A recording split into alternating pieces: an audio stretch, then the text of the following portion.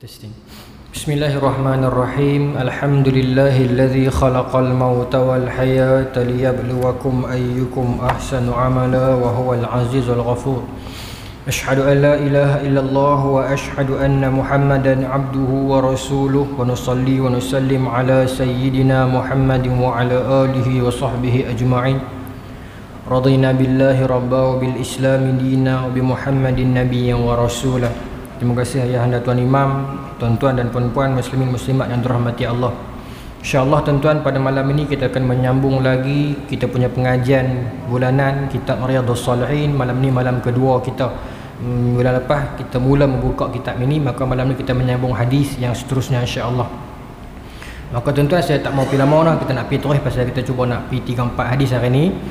Sebab sekarang pun sekarang tempoh PKP kita kena berhenti awal, maka saya cuba untuk tak panjangkan mukadimah lah, kita pergi terus kepada hadis insya-Allah. Ada hadis nombor 9 dan 10 ni kita bawa ke bulan depan sebab saya nak pair dengan satu hadis yang nombor 16 17 tu nanti ada kaitan dia. So malam ni kita mula dengan hadis ke-11, 9 dan 10 nanti kita bawa ke bulan depan sebab ada yang berkait dengan dia insya-Allah.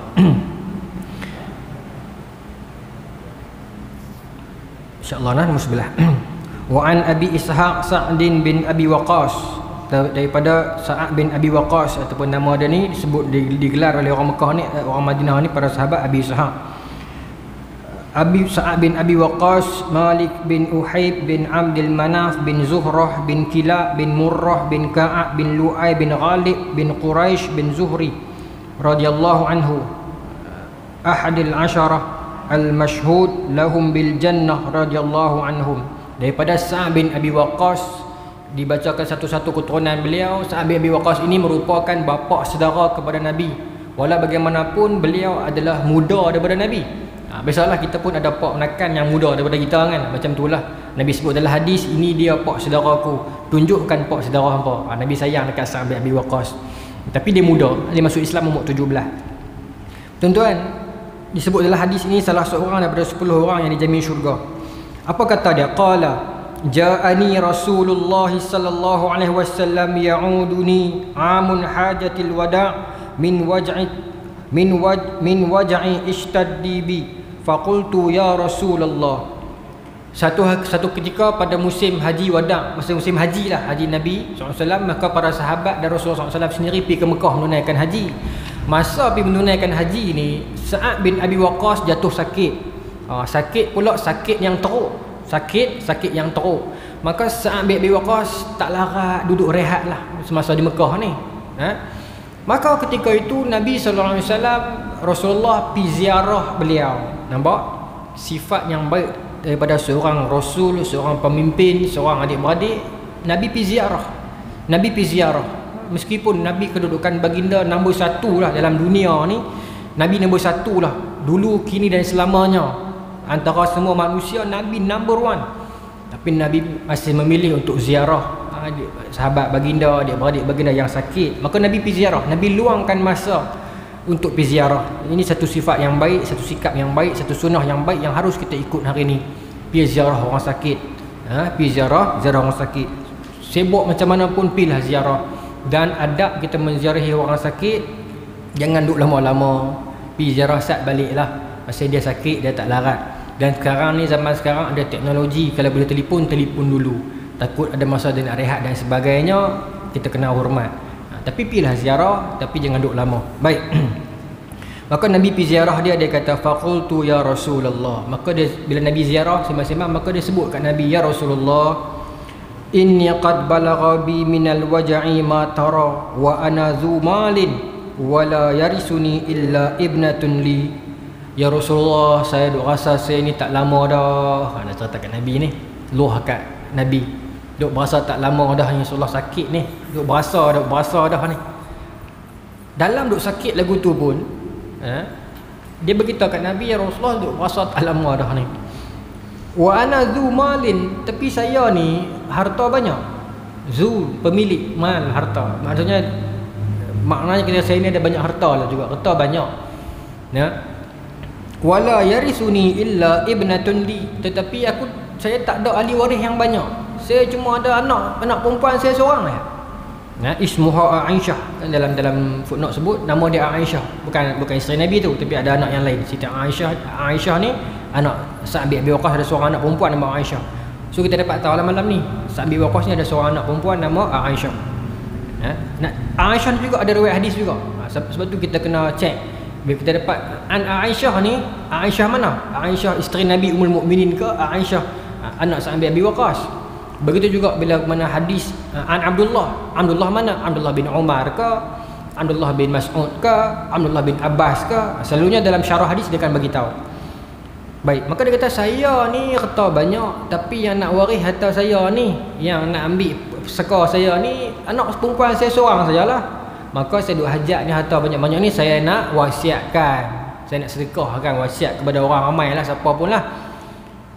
Afatasaddaqu bisulusin mali, boleh tak saya sedekah harta saya ni 3/4? Pasal anak saya seorang saja, tak ada siapa nak ambil harta saya dah, maka saya nak sedekah semua, nak wasiat buang 3/4 daripada harta saya ni, boleh tak? Tanya Nabi. Dalam duk sakit tu terangat nak sedekah lagi tu. Qala, berkata Nabi, la, jangan.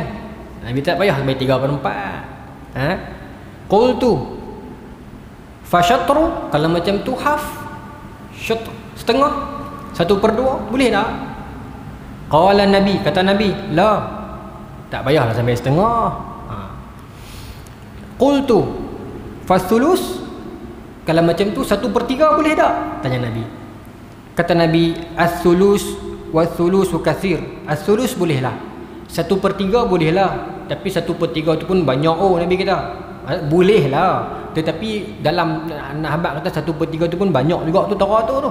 Dan Nabi sambung, innaka antazara warasataka aghniya'a khairum min antazarahum alatan yatakaffafun nas. Kata Nabi, seelok-eloknya engkau tinggalkan anak cucu engkau nanti ni tinggal dalam keadaan kaya, tak apa. Jangan tinggalkan dalam keadaan dia meminta-minta kepada manusia lain. Itu poin dia. Nabi kata nak wariskan kepada anak-anak ni, kalau boleh nak sedekah harta tu bagus, nak wasiat wakaf apa ni pun bagus. Cuma kalau boleh jangan tinggal anak kita ni dalam keadaan fakir. Kita ni kaya raya ni, bagus untuk agama, bagus, kita infak semua sampai tak tinggal apa ke anak cucu. Esok sampai terpaksa meminta-minta kepada orang, tak payahlah. Tunaikan kewajipan dulu. Wariskan anak-anak dulu bagi perkemas. Tuan-tuan, daripada hadis ini terbit hukum kadar untuk kita wasiat. Daripada hadis ni faraid memang jelas dah. Faraid ni memang ahli waris kok mana pun dapat faraid. Dia panggil sebagai ahlul furud. Ahlul furud ini ahli faraid, yang berhak dapat faraid, tak ada masalah. Cuma ulama bincang bagaimana keadaan kalau kita nak bagi wasiat, berapa kadar dia dalam keadaan anak kita pun ada lagi. Pasal anak kita ni kalau dalam hadis riwayat Abu Daud, Ibnu Majah juga riwayat, iaitu la wasiyata liwarisin, ahli waris tak boleh terima wasiat. Ulama bincang sejauh mana ahli waris tak boleh terima wasiat. Dalam mazhab Syafi'i sebut ahli waris faraid memang hak dia dah, kok mana pun hak dia dah, tak risau dah. Sebab tu orang yang bukan ahlul furud, macam kawan-kawan ke, anak angkat ke, dia nak dapat apa ni lepas mati, pak angkat dia ni ke, pak saudara dia ke, apa, ataupun orang yang bukan waris dengan dia ni, kawan-kawan dia ke apa ke, dia berhak dapat wasiat kalau diwasiatkan. Tak apalah, jelas lah yang tu. Tapi macam mana kalau anak dia ni ahli furud, berhak dapat faraid, tapi pak dia wasiat dah kat dia sebelum tu, bagi dah wasiat lain. Terima tak wasiat tu? Dalam mazhab kita ni kata terima selagi mana waris-waris lain setuju sesudah kematian dia. Pak wasiat ke hang, pak mati esok, kereta ni ambil ke hang lah. Terima tak? Terima selagi mana adik-beradik lain setuju lepas dia mati. Kalau adik-beradik lain tak setuju, kira lagu mana? Batal faraid. Itu dalam mazhab kita. Habis tu nak bagi juga lagu mana? Hibbah, bagi awal. Hibbah ni hadiah awal lagi dah.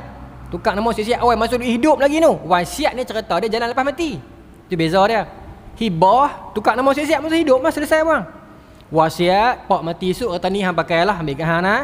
Mati esok duduk syarat 4-5 beradik ni macam mana ni, kereta abah bagi kat aku. Mana boleh? Siapa abah bagi kat hang? Abah nak 4-5 orang.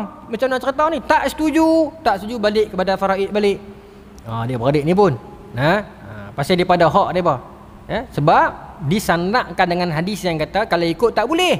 Kalau ikut tak boleh. Tetapi kalaulah anak beranak lain, adik-beradik lain reda, tak ada masalah.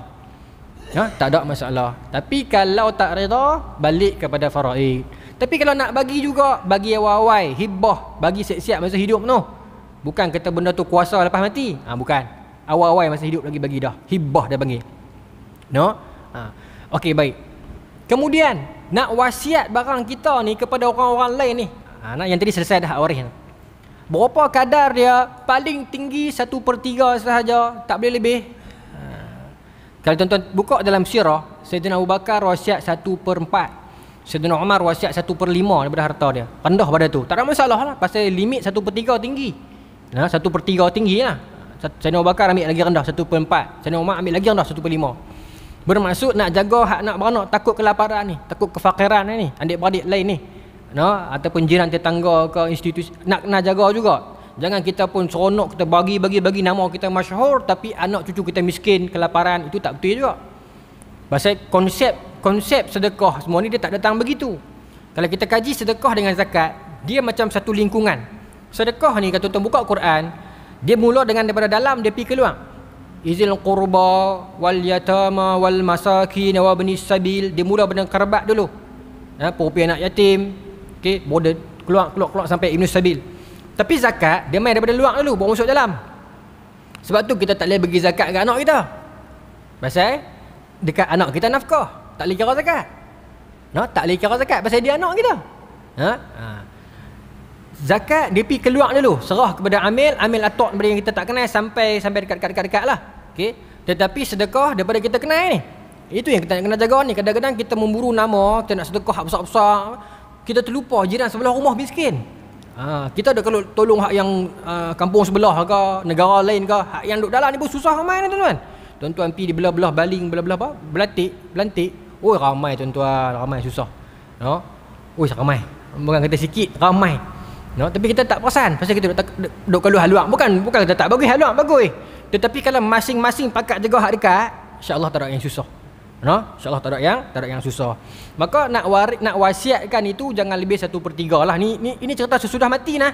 Cerita masa hidup nak bagi ni bagilah. Ni wasiat bermaksud aku mati esok baru kuasa ni.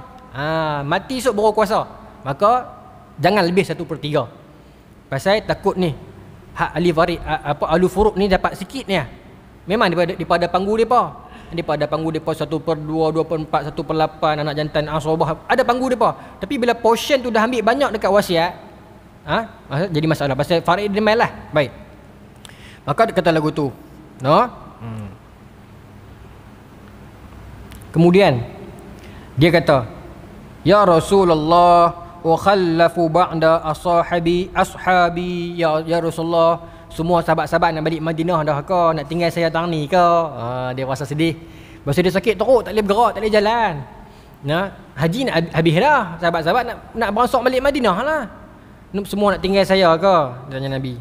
Qala innaka lan tukhallafa fata'mala amalan tabtaghi bihi wajha Allah illa azdatta bihi darajatan wa rif'atan wa la'allaka an tukhallafa hatta yantafi'a bika aqwamun wa yadarra bika akharun. Kata Nabi dah, kami tak tinggal hang, dan hang pun insya-Allah akan sihat. Nabi kata hang akan hidup panjang lagi, darjat hang akan dinaikkan banyak darjat lagi oleh Allah Subhanahu Wa Taala, dan hang akan mendatangkan manfaat kepada ramai orang lagi nanti sampailah tu SDN lah, panjang umur hang. Nabi sebut macam tu.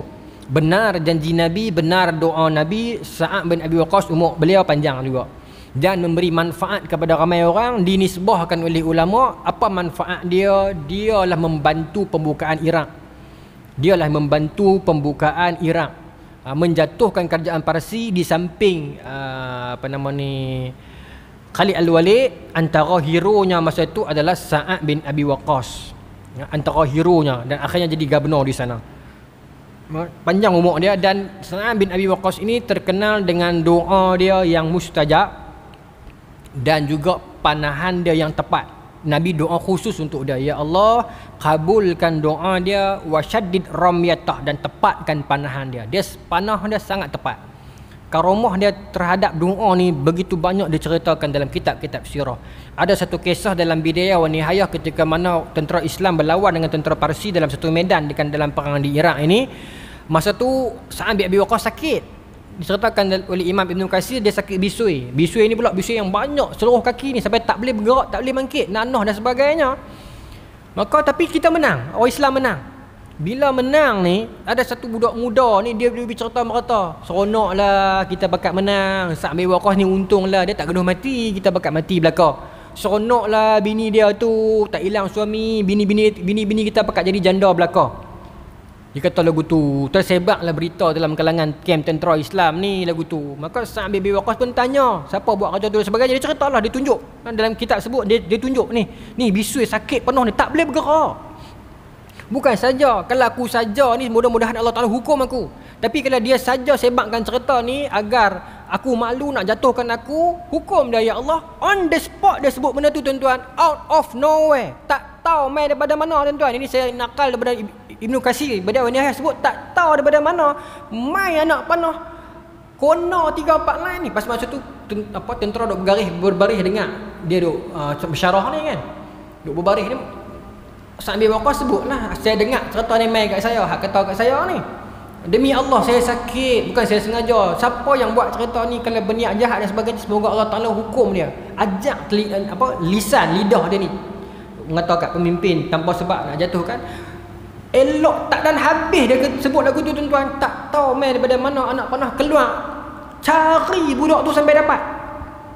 Dan masa tu budak tu tengah nganga, nak jadi cerita tengah duk nganga, nak buka mulut pun tak tahulah. Siap masuk anak panah tu, tikam lidah dia. Tu doa Sa'ad bin Abi Waqqas. Banyak cerita tentang Sa'ad bin Abi Waqqas punya doa. Selain daripada tu, doa orang-orang kufar ini fitnah dia. Kata dia tak buat kerja, kata dia tak adil, dia doa juga. Orang yang mengatakan itu akhirnya dipanjangkan umur kan, dan dipenuhi sepanjang umur dia tu dengan kefakiran dan fitnah. Akhirnya orang tua tu tua ganyuk dah, umur 90 lebih, 100 tak tahulah berapa. Tetapi duduk di tepi jalan, dia suka duduk ngurat perempuan tu, buat huduh kat perempuan. Tua dah tuan-tuan, umur 17 tak apalah, umur 90 buat lagu tu huduh dah. Orang tua ni jadi lagu tu yang fitnah dia ni. Kata Sa'ad bin Waqqas, panjangkan umur dia, penuhi kepanjangan umur dia itu dengan fitnah, biar orang tak suka kat dia. Jadi sungguh jadi sungguh. Zaman tabi'in cerita, kami jumpa orang tua ni, pasal apa dia jadi pelik tu, dia mengurat perempuan tepi-tepi jalan ni, pasal apa ni? Dia berkata orang tua ni lah yang fitnah Sa'ad dulu. Dia terkena doa Sa'ad. Oh, jangan main tuan-tuan, doa para sahabat, bahkan hari ini pun doa para ulama pun mustajab. Baik. Maka dia tak mati di Mekah. Lepas balik pulang ke Madinah, dia sihat dan hidup lama lepas tu. Adapun ditambah di sini, yang meninggal di Mekah tu bukan Sa'ad bin Abi Waqqas, tetapi Sa'ad bin Khawlah. Sa'ad bin Khawlah ni seorang sahabat yang lain yang diikut Nabi pergi hijrah dah. Lepas tu dia teringat Mekah, dia patah balik Mekah, dia duduk di sana, dia meninggal di sana. Dia tak meninggal dengan sahabat-sahabat di Madinah ni. Yang tu yang sayang dia tu. Siapa nama dia? Sa'ad bin Khawlah. Ya, ini ada tambahan di sini. Muttafaqun alaih. Seterusnya, hadis yang ke-12. Wa an Abi Hurairah Abdurrahman bin Sakhr radhiyallahu anhu qala Rasulullah sallallahu alaihi wasallam, innallaha la yanzuru ila ajsadikum wa la ila sawarikum walakin yanzuru ila qulubikum.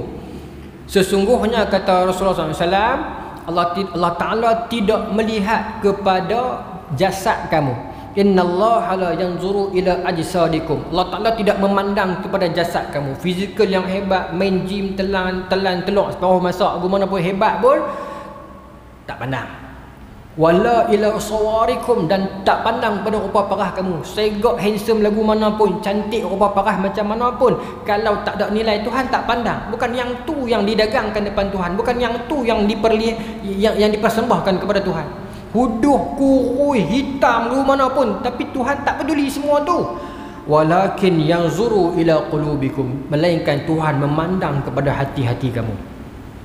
Hati baik, rupa parah tak cantik, Allah Ta'ala sayang, Allah Ta'ala terima.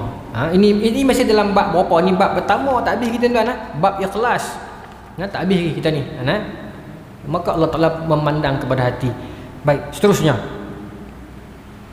Wa an Abi Musa Abdullah bin Qais al-Ash'ari radhiyallahu anhu qala, daripada Abu Musa Ash'ari, dia berkata, satu hari su'ila Rasulullah, Nabi ditanya, anir rajul yuqatil syaja'atan wa yuqatil hamiyatan wa yuqatil riya'an. Satu hari Nabi ditanya oleh para sahabat ni, bagaimana ya Rasulullah orang yang pi berjihad sama-sama dengan kita, tapi dia mati dalam keadaan dia berjuang, tapi dia nak mati, tapi dia berjuang bukan kerana ikhlas, dia berjuang kerana nak nama, nak masyhur, nak diingati, kerana riak dia. Tapi dia berjuang sungguh-sungguh lagu kita, tapi dia tak ikhlas. Lagu mana cerita orang ini? Baik.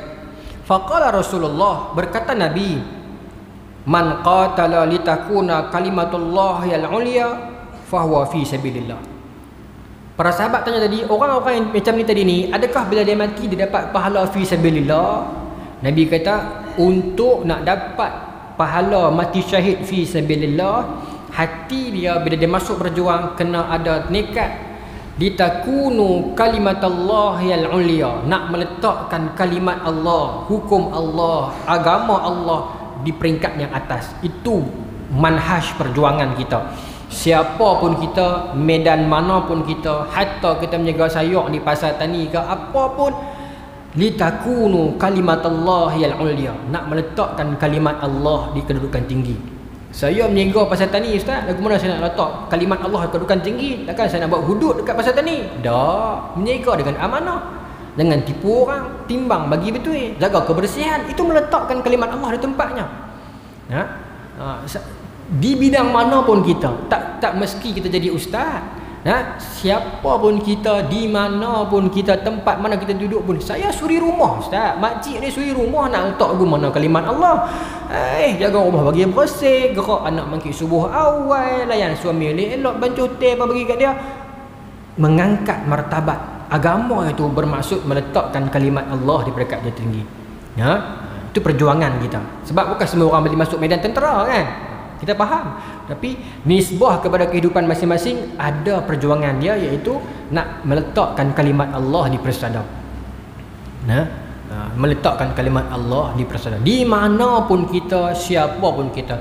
Al-Imam Hasan al-Banna, mula-mula dia buat Ikhwanul Muslimin, sebenarnya tuan-tuan baca sejarah Ikhwan, dia buka kelas malam untuk budak-budak mengaji Quran. Tahun 1926 masa tu. Tuan-tuan tengok di TV Astro Oasis, tajuk dia gambar mengaji, Ustaz Don ajak. Cukup syok tuan-tuan. Cukup syok. Ustaz Don dia memang hebat. Dia ajak daripada awal lah, dia dah masuk baca Quran. Teliti satu Astro Oasis kan. Baik. Imam Hasan al-Banna lagu ni lah, dia di tempat Imam Hasan al-Banna duduk masa tu dekat kawasan Terusan Suez. Problem dia adalah 95% daripada harta daripada Terusan Suez itu dapat kat orang barat, orang Britain. Maka masa tu dia jadi gini, ni tebing, ni Terusan Suez, belah ni orang miskin duduk, belah ni orang kaya duduk. Ni tahun 1920-an. Kalau tuan-tuan nak lagi detail cerita ni, tuan-tuan pergi surau Taman Fahim. Kita mengajak tajuk ni khusus, geopolitik. Isnin minggu kedua. Khusus saya ajak tajuk tu, khas pasal geopolitik Islam. Tapi saya cerita sikit ni kat sini. Maka Imam Hasan al-Banna tengok ramai anak muda Islam Mesir masa tu tak peduli Quran, tak peduli hadis, tak peduli agama. Pasal duk kalut nak ligan pengajian barat ni. Pasal apa? Nak belajar pandai-pandai, nak kerja di sini, di belah sini, nak kerja dengan toki-toki orang putih, gaji besar. Kerja di sini tak ada gaji apa. Nak kerja di sini kena cakap orang putih, kena pandai. Maka dia mengasaskan madrasah dia ini, mengajak mengaji, mengajak bahasa Inggeris, mengajak bagi anak-anak kita ni boleh bersaing dengan orang putih tapi pandai Quran. Macam kita buat SMKA kat Malaysia ni. Lama kelamaan, mak pak pun tengok, anak aku mengaji pandai ni. Mak pak pun nak join. Mak pak kata kat Imam Hasan al-Banna, kami orang tua-tua buat malam sudah lah. Lagi orang nampak malu buat malam. Maka penuh rumah yang dia buat tu, orang mengaji siang malam. Akhirnya berkembang. 1928 baru tertubuh persatuan yang besar. Ikhwan berkembang sampai ke Libya, sampai ke Syria, sampai ke Palestin. Ikhwan antara penaja asal yang bawa kepada orang kata apa ni, yang nak keluar daripada Hamas tu. Yang antara ikhwan punya cabang hatta PAS. Dia ada connection dia. Imam Hasan al-Banna. Baik. No, jadi maksudnya di ruang mana pun kita duduk, kita boleh berjihad di tempat kita. Baik. Maka kata Nabi, orang yang berjuang kena meletakkan kalimat Allah kedudukan tertinggi, dapat kat dia. Baik, seterusnya tuan-tuan. Lepas setengah. Target saya nak sampai ni 4-5 hadis dapat selesai. Wa an Abi Bakrah Nufai' bin Al-Haris As-Saqafi radhiyallahu anhu anna Nabi sallallahu alaihi wasallam, ni hadis nombor 14. Qala idza iltaqa al-musliman bi sayfihima fal qatil wal maqtul fin nar. Kata Abu Bakrah, Nabi SAW bersabda, kalau dua orang Muslim, dua pasukan Muslim bertemu, masing-masing dengan membawa pedang, masing-masing dengan tujuan nak berbunuhan, nak berperang sesama mereka, fal qatil, orang yang membunuh, wal maqtul, orang yang dibunuh, finnar, kedua-duanya dalam neraka. Nabi sebut. Maka tuan-tuan, bila Abu Bakrah dengar, Abu Bakrah ni bukan Sayyidina Abu Bakar nah, dia Abu Bakrah, dia lain. Nah, Abu Bakrah ni dia kata kat Rasulullah, ya Rasulullah. Mana? Qultu ya Rasulullah, hadzal qatil, fama balul maqtul. Ya Rasulullah, saya boleh fahamlah kalau orang yang bunuh tu dia masuk neraka, saya boleh fahamlah. Tapi yang maqtul ni macam mana? Fama balul maqtul, pasal apa yang kena bunuh juga masuk neraka? Dia tanya Nabi. Dia bukan protes, dia nak tahu. Nabi kata kalau dua orang Islam bertemu bawa pedang lawan aku, yang membunuh itu masuk neraka, yang dibunuh pun masuk neraka juga. Pasal apa yang dibunuh masuk neraka? Dia kena bunuh. Kata Nabi, innahu kana harisan ala qatli sahibihi. Nabi kata kalau dia tak kena bunuh, dia pula bunuh kawannya. Sama ya dah. Maknanya niat tu. Kita balik pada tajuk bab ni. Niat. Walaupun dia kena bunuh, tapi niat dia pergi medan tu, dia pun nak bunuh kawan tu. Cuma dia tak apa kuat, dia kena bunuh. Tapi dia pun masuk neraka. Pasal niat dia tu, dihukum atas niat dia tu. Kita bincang bulan lepas kan. Al-umur bimaqasidiha. Dihitung dengan niat dia. Meskipun dia tak membunuh, dia dibunuh. Tetapi kalau dia tak dibunuh, dia pula yang membunuh. Maka kata Nabi, dua-dua masuk neraka. Dua-dua masuk neraka. Oh, baru kita faham. Lagu tu rupanya. Pasal dua-dua turun nak bunuh aku. Cuma seorang terbunuh lah. Yang terbunuh pun kena. Baik. Daripada hadis ni terbit masalah. Terbit masalah. Sebab apa? Tuan-tuan buka dalam syarah-syarah Sahih Muslim, Sahih Bukhari dan sebagainya. Hadis ni muttafaqun alaih. Tuan-tuan buka dalam syarah dia cerita. Umdatul Qari sebut, syarah Sahih Muslim sebut. Yang hadis ni Abu Bakrah dia pernah guna masa bila? Masa perang Jamal. Sayyidina Ali punya tim dengan Siti Aisyah punya tim. Yang ni menarik. Masa bila? Kalau tuan buka dalam syarah dia cerita panjang. Ini versi yang pendek. Yang versi yang panjang ni cerita ada satu ketika seorang muqadram, seorang tabi'in, bukan muqadram, tabi'in dia. Nama dia Al-Ahnaf bin Qais. Nama dia apa? Al-Ahnaf bin Qais. Saya ada orang komen kata Ustaz ceramah di masjid jangan cakap laju-laju. Orang lambat tangkap. Saya terima komen tu. Ni malam ni saya slow sikit. Boleh tuan tahu ni no? Al-Ahnaf bin Qais. Dia ni hadis ni satu ketika lelaki ni tabi'in ni Al-Ahnaf bin Qais ni, saya tak pasti dia tabi'in ke mukhadram, tapi dia bukan sahabat. Dia keluar satu ketika dia bawa pedang. Zaman bila ni? Zaman perang Jamal ni. Sayyidina Ali dengan tim Aisyah ni. Dia bawa pedang. Dia lalu depan rumah Abu Bakrah. Ni. Lalu depan rumah Abu Bakrah ni. Maka Abu Bakrah tanya dia, "Oi Mat, nak pergi mana ni?" Dengan pedang siap, dengan bubuh 5 siap, dengan selempang merah. Nak pergi mana ni? Maka kata Al-Ahnaf bin Qais, inni urid al-ansur. Aku ni nak tolong hadzal rajul. Aku nak tolong seorang lelaki ni. Orang faham dah lah, lelaki ni bermaksud Sayyidina Ali. Aku nak pergi tolong Sayyidina Ali punya tim ni. Pasal tim Aisyah main nak lawan dengan dia, aku nak pergi tolong. Semangat. Orang muda, semangat. Semangat nak pergi tolong. Dia Islam.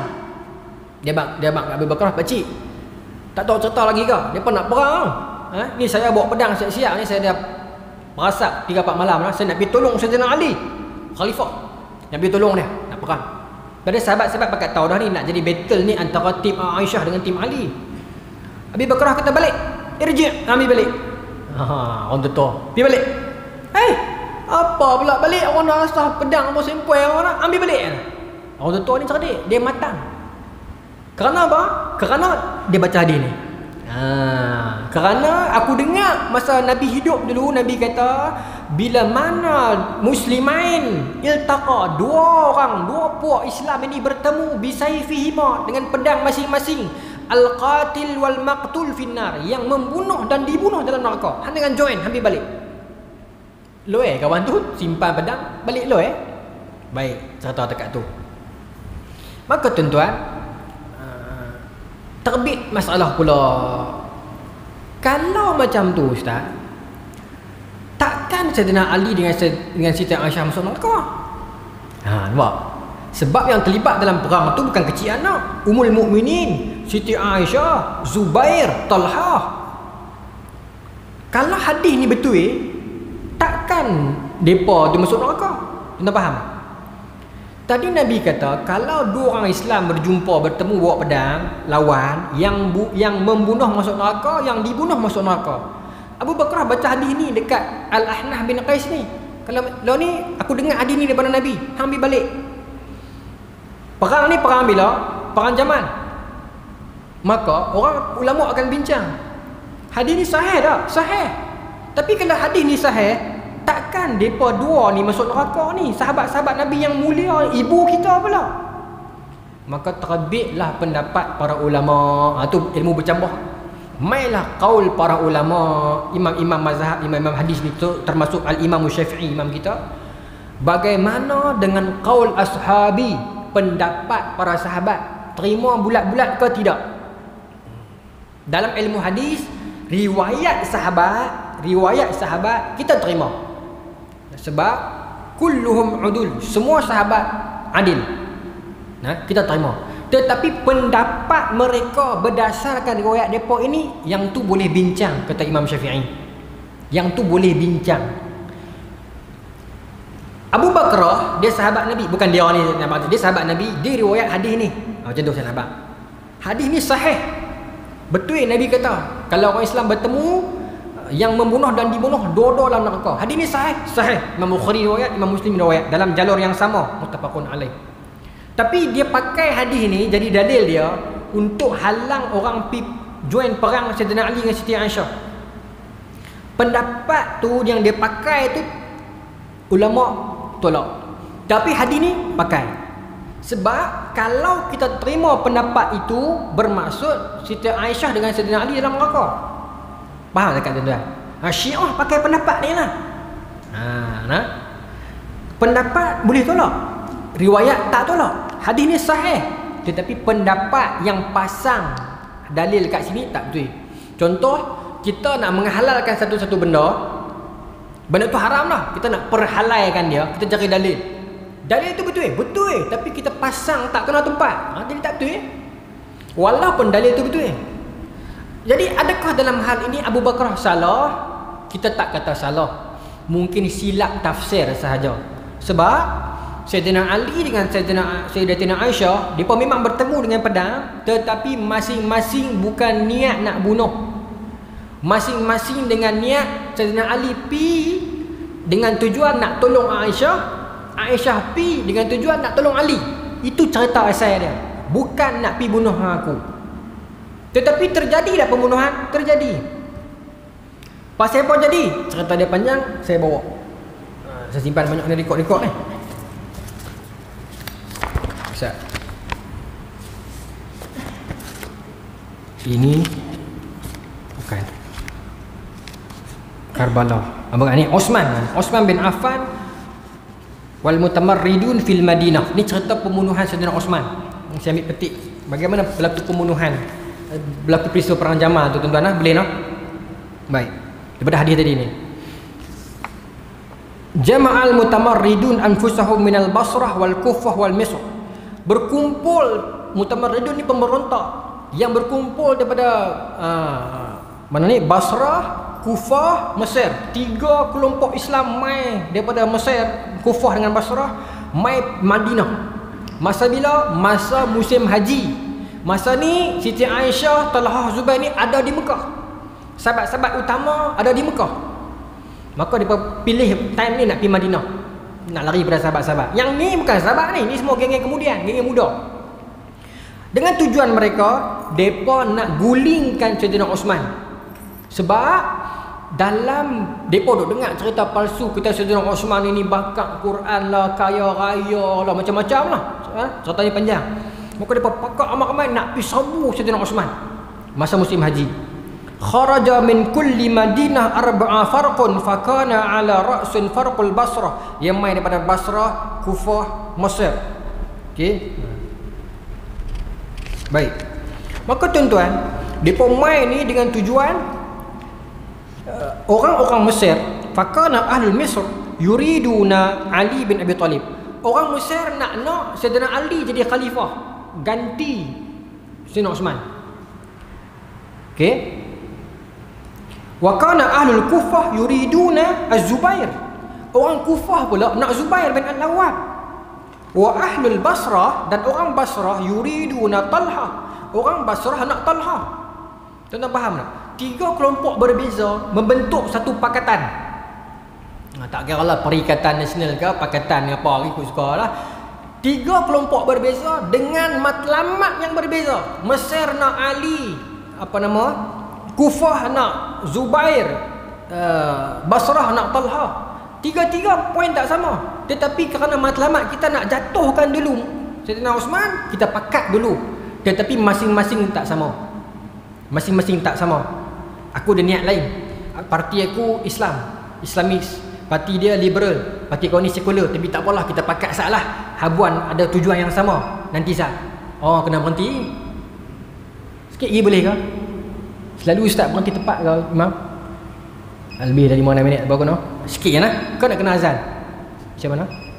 Jalan lah, jalan. Dia baru duduk main climate, kenapa ni? Maka tuan-tuan, mereka ni pergi berhimpun di Madinah. Masa ni Sayyidina Ali dengan anak Sayyidina Ali duduk jaga Sayyidina Osman dekat istana. Duduk jaga Abang Man gitu lah. Jaga Sayyidina Osman je katalah Abang Man jaga. Sayyidina Osman kata tak apalah pergi balik, tak apalah tak payah jaga saya. Sayyidina kita mana boleh. Nak kena jaga khalifah. Sayyidina Osman tak apa aku okey. Tak apa. Maka bila Sayyidina Ali balik, dengar cerita depa ni sampai. Depa ni sampai Sayyidina Ali pergi jumpa. Apa ni hangpa buat apa ni? Depa kata kami nak tuan jadi khalifah. Dia aku tak mau dengan buat kerja ni. Hangpa ni ada niat lain ni. Rupanya depa nak jatuhkan Sayyidina Osman saja. Sayyidina Ali jangan buat panggil macam ni. Islam tak ajak macam ni. Panjang cerita lah saya ringkaskan. Dia kata tak apalah kalau macam tu kami dah main jauh. Boleh tak kami nak pergi ziarah khalifah Sayyidina Osman? Ada benda lain kami nak sembang dengan dia. Nak pergi jumpa Sayyidina Osman. Ya, pergi jumpa Sayyidina Osman, bincang lah. Ada 2-3 tuntutan. Sayyidina Osman bersetuju. Apalah, mereka ada tuntutan berdasarkan tempat mereka. Orang Kufah ada tuntutan mereka, orang Basrah ada tuntutan mereka, orang Mesir ada tuntutan mereka. Sayyidina Osman kata okey, apa? Saya gazet, saya sign, nanti PA saya pergi, selesai dengan takut, insya-Allah boleh balik. Maka mereka pun okeylah, selesai. Sayyidina Osman pun baik, rupanya dia baik, kita salah faham. Selama ni berita itu hasut, ada kini lah Malaysia kini, macam-macam ada hasut ni kami terpedaya. Kami dah jumpa sendiri Sayyidina Osman baik, tak apalah, dah setuju semua, kami nak balik. Bila nak balik tuan-tuan, orang yang hasut yang tak tahu siapa ni, Yahudi lah senang abang lah. Nah, dia tak boleh duduk. Pasal apa? Orang Islam tak baik. Orang Islam mana boleh bersatu padu? Mana boleh? Kita nak kena bagi mereka lawan. Masa geng-geng ni patah balik ke negeri mereka, dia main satu bab Ar-Risalah Kadhibah wa Da'watal Mutamarridin. Main satu surat palsu, surat layang. Main satu surat layang, kita akan cerita bulan depan. Tak syok macam tu. Saya sambung sikit ya. Mai satu surat layang palsu. Yang surat layang ini tersebar dalam kalangan orang yang tadi tu yang nak balik tu. Baik. Macam mana? Cerita dia panjang tau. Satu orang postman ni dia buat aku dah ditangkap. Padahal dia memang nak ditangkap. Gitu. Oleh orang ramai ni mencurigakan, dia tangkap, dia kata, "Hang ni siapa? Man anta?" "Saya adalah pesuruh daripada Sayyidina Osman." Dia kata begitu. "Saya postman Sayyidina Osman. Saya ni pegawai lah nak. Sebab saya nak hantar surat pergi dekat Khalifah Basrah, Mesir dengan Kufah. Hai, surat apa ni? Kami baru lepas jumpa dia ya. Oh, tak tahu, Sayyidina Osman suruh bagi. Nampak akan. Maka depa pun buka surat tu. Bila depa buka surat itu, wa kalamul makhtum bi khatam Osman. Di bawah surat itu ada cok cincin Sayyidina Osman. Oi, letterhead. Mana memang Sayyidina Osman punya ni. Okey. Baik. Falamma qara'ahu, bila mana depa baca, ya, yarji'una ilal Madinah al-Munawwarah marratan ukhra. Bila depa baca tu, depa jadi marah sebab dalam surat itu tulis daripada Sayyidina Osman kepada Gubernur Kufah Mesir Basrah, nanti pok-pok ni balik bunuh depa. Sayyidina Osman tulis cop dia. Padahal Sayyidina Osman tak tulis. Cincin Sayyidina Osman tu ada orang masuk ofis, masuk curi dan cop. Pelik benar ni Ustaz? Tak pelik. Zaman dulu khalifah bukan lagu menteri lah ni. Nak jumpa kena banyak-banyak level. Dulu boleh masuk pi jumpa lagu tu ya. Walaupun khalifah. Lah ni yang susah ni. PA ni kan. Menteri SU ni, ESCO ni. Dulu khalifah boleh jumpa lagu tu ya. Maka kekurangan sistem ini adalah bila orang boleh keluar masuk, lagu tu pula jadi dah. Mana ada baik juga sistem hari ni pun. Maka depa curi cop dia, pi cop dekat surat tu, nama kata dia buat lah. Maka tuan-tuan, pok-pok ni jadi marah lah. Tadi sembang lain, tiba-tiba dia nak bunuh kita kat belakang. Tak guna betul, geram, jadi geram. Maka patah balik, yarji'una ilal Madinah al-Munawwarah, balik di Madinah balik.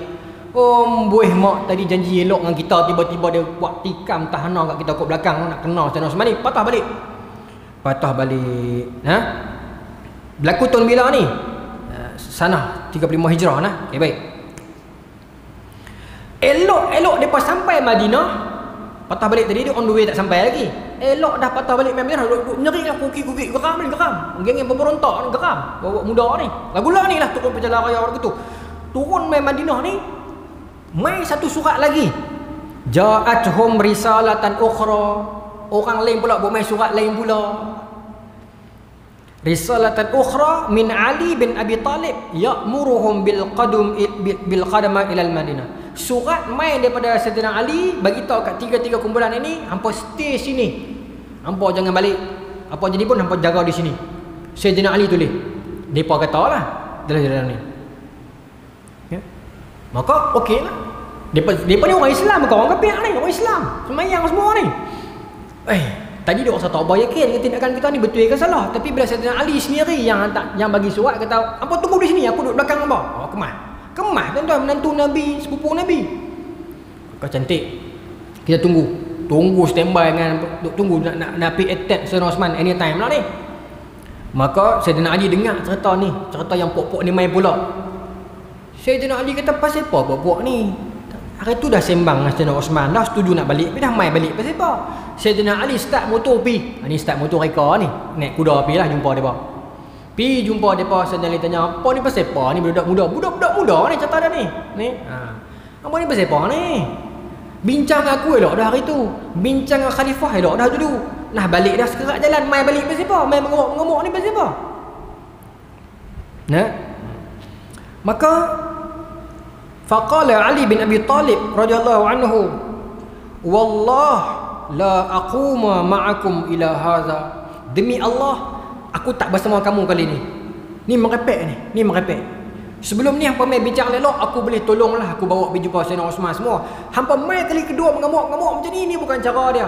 Demi Allah, aku bukan bersama hampa kali ni. Maksudnya Sayyidina Ali, aku bukan sokong belah hampa. Tak betul ni tak betul. Hampa dah jumpa dengan khalifah, hampa dah bincang elok, hampa patah balik main mengamuk. Kali ni aku bukan bersama hampa. Sayyidina Ali kata kat pokok ni. Maka dia jadi heran. Faqalu lahu, berkata mereka kepada Sayyidina Ali, "Falima katabta ilaina la ilaha illallah." Hang tak sokong kami beladah Sayyidina Ali. Yang hang tulis surat kat kami tu pasal apa? Jadi dia pasal lagu tu tuan-tuan, nampak?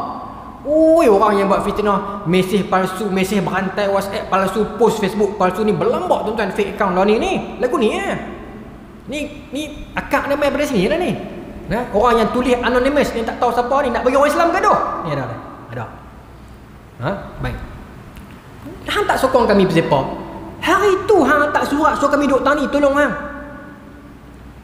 Faqala, kata Sayyidina Ali, wallah ma katabtu ilaikum syai'an, mana ada aku tulis apa-apa, demi Allah aku tak pernah tulis apa-apa pun kat hangpa. Tu dia siapa tulis bulan depan insya-Allah tuan-tuan. Nah, kita sambunglah. Nak sambung cerita ni ke nak sambung hadis baru? Kena sambung cerita ni bagi habis. Pasal nak faham hadis ni. Kenapa Abu Bakrah tanya macam ni? Kata lagu ni dekat Ahnaf bin Qais. Apa kaitannya dengan kisah perang Jamal dan siapa yang tulis surat tu? Nah, tuan-tuan bulan depan tuan-tuan mai insya-Allah. Kita nak tahu cerita sebenar, siapa betul siapa salah ni. Dua-dua betul tahu dah. Tapi nak tahu siapa yang pakat kot belakang nak kena sahabat bagi bergaduh ni. Ada ke tak golongan tu kat Malaysia hari ni? Wallahu taala alam. Bulan depan kita sambunglah hadis yang nombor 14. Dan tuan-tuan nak cari kitab di kedai-kedai kitab, Arab pun tak apa, Melayu pun tak apa, kita sambung bulan depan. Bukan sambunglah. Kita masih lagi dalam hadis nombor 14. Hadis Abi Bakrah tentang izal taqa muslimain, ketika mana dua orang muslimin bertemu, al-qatil wal maqtul finnar. Bulan depan insyaallah. Wallahu taala alam. Bismillahirrahmanirrahim. Allahumma rzuqna fahman nabiyyin wa hifdhal mursalin wa ilhama malaikatil muqarrabin wa hdina fi dayatil arifin bi rahmatika ya arhamar rahimin. Allahumma ja'al jam'ana hadza jam'an marhuma wa tafarraqna min ba'dihi tafarraqan ma'suma wa la taj'alil fila wa la ma'ana wa la matba'una syaqiyan wa la maqtuda wa la mahruma. Rabbana atina fid dunya hasanah wa fil akhirati hasanah wa qina adzabannar. Sallallahu ala sayyidina Muhammadin wa ala alihi wa sahbihi ajma'in walhamdulillahi rabbil alamin.